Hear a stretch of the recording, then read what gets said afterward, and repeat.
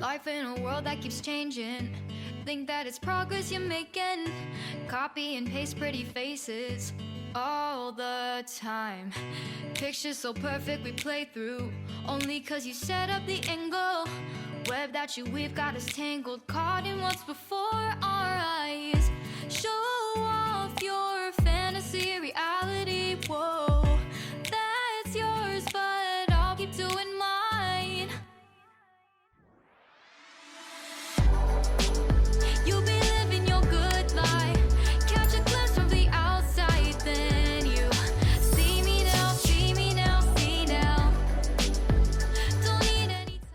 Hey guys, Charlani here. Thanks so much for tuning in. Today we are playing with bread dough. Now for whatever reason, lots of different reasons, my dough did not rise as much as it usually does, but there are, like I said, a lot of reasons why that happens. It could be that we had older yeast. It could be that, well, actually our yeast was just fine. What I think it was I was using older flour. So you can see that this is my flour container, and I wanted to use the rest of what was in here because Christmas baking is coming soon. So I just wanted to empty this out. So that's what I did, and I'm thinking that a lot of that flour that was in here was not the freshest. So that's probably had a little bit to do with why this maybe didn't rise as much. The other reason why maybe it didn't rise is the temperature in the house is a little bit colder than it's been over the last few months because we're getting into the cooler weather. So many things influence how your bread is going to rise. But it doesn't matter because spoiler alert, they were really, really yummy. If you take a peek inside there, oh, so good. I really just wanted to play around with what happens when I put a loaf in just plain Jane. I don't do anything fancy to it. I just use a baking stone. I only let it rise for a second rise for 20 minutes. Like if you want really quick, simple, easy bread, is it worth it to do that? Or is it more worth it to fridge it overnight so that it's nice and cold so I can score it a little bit more pretty? So there are 4 different ways that I did this, and let's just go ahead and dive into it. I'll show you the difference, I'll show you the outcome, I'll show you what it looks like on the inside when we cut into it, all the good things. So today, let's just do 4 different types of baking methods. All of it's in the oven, but some is gonna be with steam, some is in a enameled cast iron, some is just the lid of the cast iron. So if bread is something that interests you, and if you wanna go from kind of getting a little bit fancy to the simplest of simple, then go ahead and keep watching. I'm also sharing this bread recipe, which is by far the absolute easiest recipe ever. It's 4 simple ingredients, and I'll share it all with you right now. This is my favorite bread baking book. I will link it for you below, but the recipe is so easy. And there are so many different ways to use it. Zoe Francois is one of the authors, and she's just awesome. And she's got a really good Instagram profile, so you could check it out because she's got lots of different ways to use the recipe on there as well. I like to lay all my ingredients, all the tools I'm going to need. I like to lay everything out so it's all in just one area. I don't have to go back and look for anything, and then I can just kind of get going. I'll share this recipe down below. I'll also share all the links of the things that I have for you as well. The recipe calls for 17 to 25 grams. I'm using 22 grams of kosher salt. And then don't forget to tear out, if you're using a scale, don't forget to tear it out before you add in your next ingredient. Unless, of course, you like to do math. I do not, so I will always clear out my scale.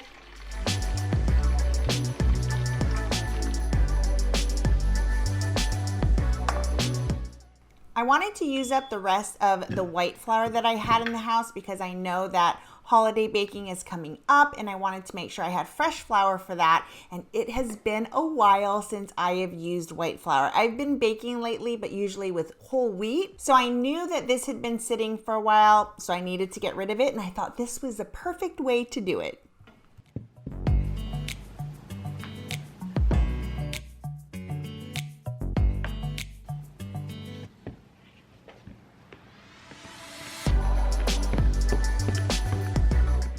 I've made this recipe many times now. I use the dough for pizza crust. I've used it for ciabatta rolls. So I kind of just know what the consistency should be like to make good bread. And I knew that I needed to add a little bit of water. Now, the other thing is if I was using whole wheat, which you can absolutely substitute, just know that you're going to have to add more water to that as well. But a sticky, wet dough is what you're looking for here. When I started making homemade bread, I got a Danish whisk. It's so easy to mix with. And then I got these plastic buckets for easy storage. The lid has a hole in it, just enough to allow gas to escape. So when the yeast does its job, it doesn't explode on you when you open it. So now this has been resting on the countertop for 2 hours. It's going to be sticky, it's going to be wet, so you just want to make sure that you put flour on your hands, and that way it won't stick as much. It's going to stick to you. It's just how this dough is, not a big deal. You just kind of deal with it. But using more flour on your hands will help your situation a little. I measured out about 1 pound. It ended up being a little bit over 1 pound, but I was okay with that. And what you want to do is just kind of form a skin on the outside. And the best way to do that is to put your dough on a floured surface, and you just want to pull the sides up and into the middle and then form a ball and kind of wrap it around and under. Again, the more you do this, the better at it you're going to get. Watch lots of different videos out there. There are so many different ways to make a dough ball, but for me, this seems to be the easiest. For this ball, I'm going to use my Banneton bowl, and I flour it really, really well, and I put the ball in there face down. It's going to give me those pretty little rings, and I'm setting it off to the side so that it can do its second rise for 2 hours. If you don't have a Banneton basket, then you can simply just lay down a piece of parchment, roll out another ball of dough, and I'm using, again, 1 pound of dough. It ended up being a little bit more than that, but I flour my hands really well, put it on the floured surface, and then just roll it into a ball just like I did before.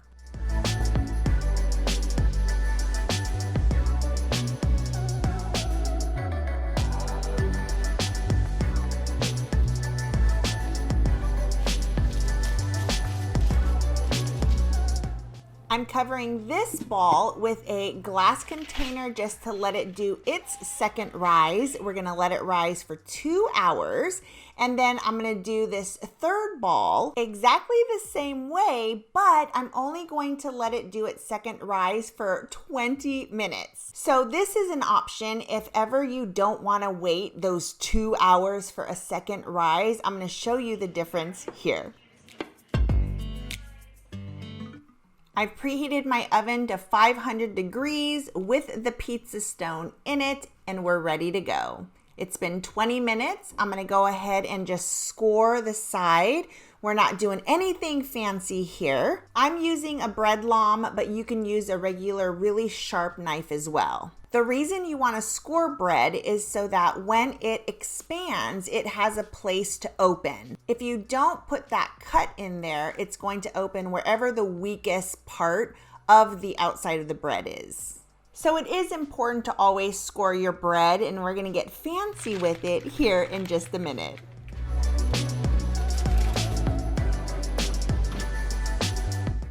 This is our fourth loaf, and this is one that I'm actually going to do a second rise in the fridge overnight. So I'm doing the exact same thing. I'm forming a ball, but as I'm shaping it out, I'm starting to kind of make it more football shaped, more oblong, so it'll fit in my loaf shaped Banneton basket. The reason I'm doing this, putting it in the fridge for 24 hours, is because I've heard that when you score cold bread, that it comes out a little bit different. So that is going to be my goal here. We're going to do a fancy kind of a score on this loaf.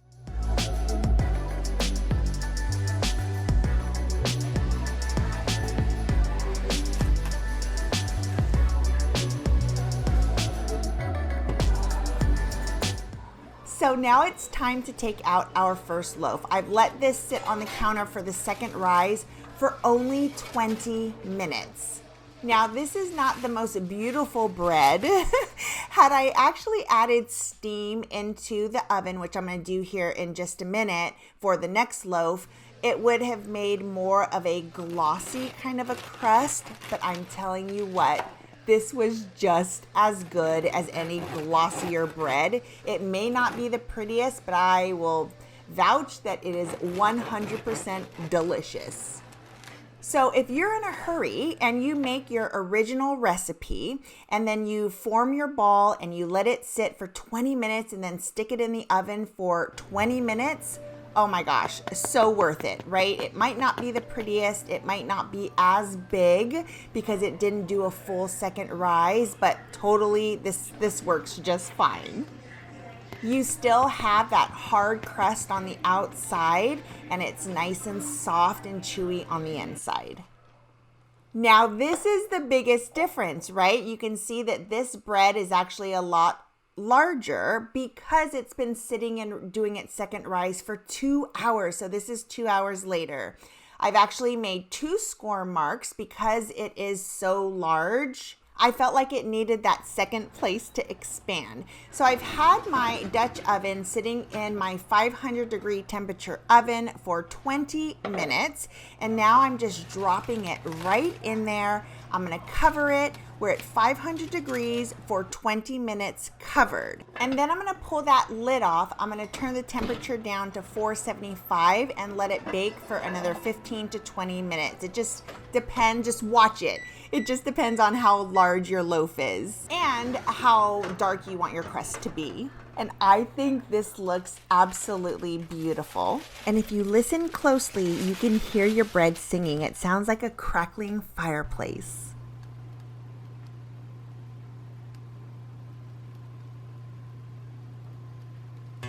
Life in a world that keeps changing. Think that it's progress you're making.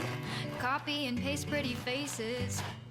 Just a reminder that this is the ball that had been resting its second rise for 2 hours. So you could see that the inside is not as dense as the ball that was sitting for just 20 minutes. So it's a lot larger. It's almost twice the size, but the inside is not as dense. It is a lot more airy in there. So it's hard on the outside and fluffy on the inside. So good.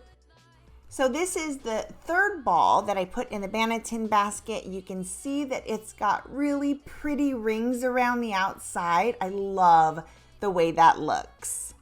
I also left the flour that's on there just because I think it gives it a little bit of dimension and I think it makes it look so much more rustic. I did score it just like I did the last one, 2 scores on each side.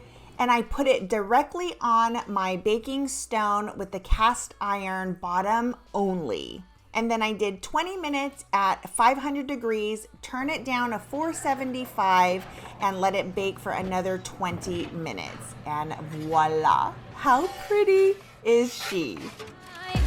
Give me the messy, give me the pain. A rose will not grow without the rain. I wanna be someone who says there's more than meets the eye.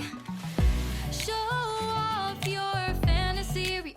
I'm obsessed with this rustic look, and this is the perfect bread bowl for like clam chowder. And if you're wondering about parchment paper, this is my favorite way to get my bread onto my baking stone. It slides right off the bread when you're done. I've used it for pizza. This is now my go-to.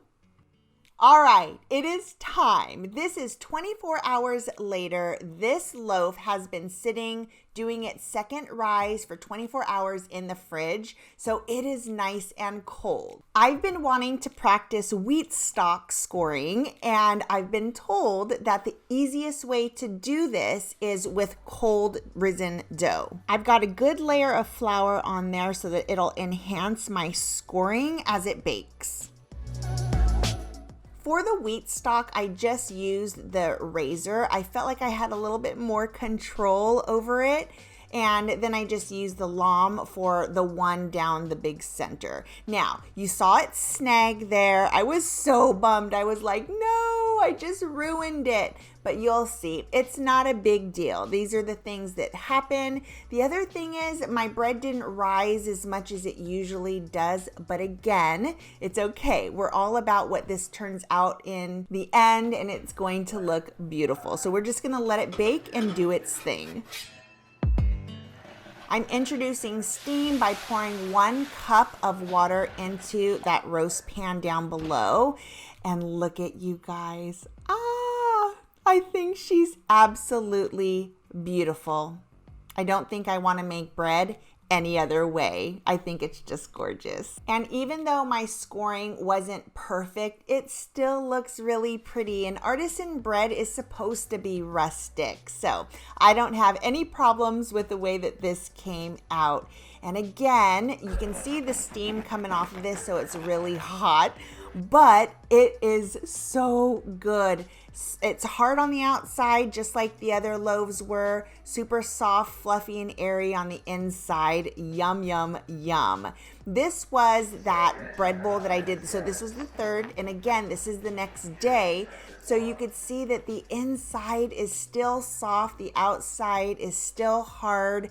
This is the best bread recipe ever. I'm telling you guys, if you want quick bread, this is the go-to recipe. If you want pretty bread, this is the go-to recipe. I just absolutely love it. And I also felt like a few things went wrong here. Like my bread didn't rise very well, and my scoring wasn't 100% on point, but you can see that it's still really pretty bread. It tastes absolutely delicious, and this is definitely something I'm going to practice a whole lot more on the different ways to score bread.